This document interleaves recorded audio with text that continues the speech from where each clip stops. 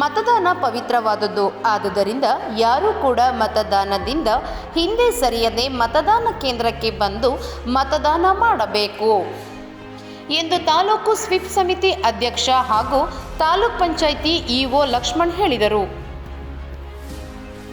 ಅವರು ನಗರದಲ್ಲಿ ತಾಲೂಕು ಮಟ್ಟದ ಅಧಿಕಾರಿಗಳು ಹಾಗೂ ಚುನಾವಣೆ ಸ್ವೀಪ್ ಸಮಿತಿಯಿಂದ ಆಯೋಜಿಸಿದ್ದ ಲೋಕಸಭಾ ಚುನಾವಣೆ ಅಂಗವಾಗಿ ಮತದಾನ ಜಾಗೃತಿ ಜಾಥಾಕ್ಕೆ ಚಾಲನೆ ನೀಡಿ ಮಾತನಾಡಿದರು.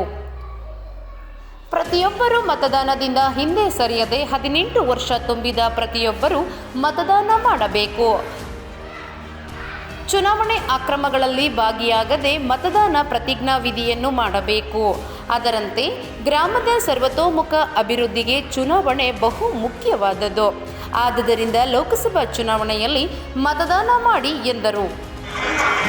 ಚಿತ್ರದುರ್ಗ ಜಿಲ್ಲೆಗೆ ದಿನಾಂಕ 26/4/2024 ಚುನಾವಣೆ ಘೋಷಣೆಯಾಗಿದ್ದು, ಪ್ರಬುದ್ಧ ಭಾರತ ನಾವು ಕಟ್ಟಲು ನಾವೆಲ್ಲರೂ ಕಡ್ಡಾಯವಾಗಿ ಮತದಾನ ಮಾಡಬೇಕಂತೇಳಿ ನಮ್ಮ ಚಳ್ಳಕೆರೆ ಜನಾಂಗದ ಜನರಲ್ಲಿ ಮನವಿ ಮಾಡ್ತೇನೆ.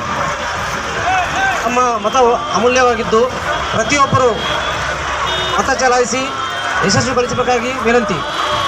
ದಿನದಂದು ಈಗಾಗಲೇ ಮತದಾರರ ಪಟ್ಟಿಯಲ್ಲಿ ತಮ್ಮ ಹೆಸರನ್ನು ನೋಂದಾಯಿಸಿಕೊಂಡಿರುವ ಅರ್ಹ ಮತದಾರರು ತಮ್ಮ ವ್ಯಾಪ್ತಿಯ ಮತದಾನ ಕೇಂದ್ರಗಳಿಗೆ ಸದರಿ ದಿನದಂದು ಕಡ್ಡಾಯವಾಗಿ ಆಗಮಿಸಿ ಮತದಾನ ಮಾಡಬೇಕಾಗಿ ಈ ಮೂಲಕ ತಮ್ಮಲ್ಲಿ ಮನವಿ.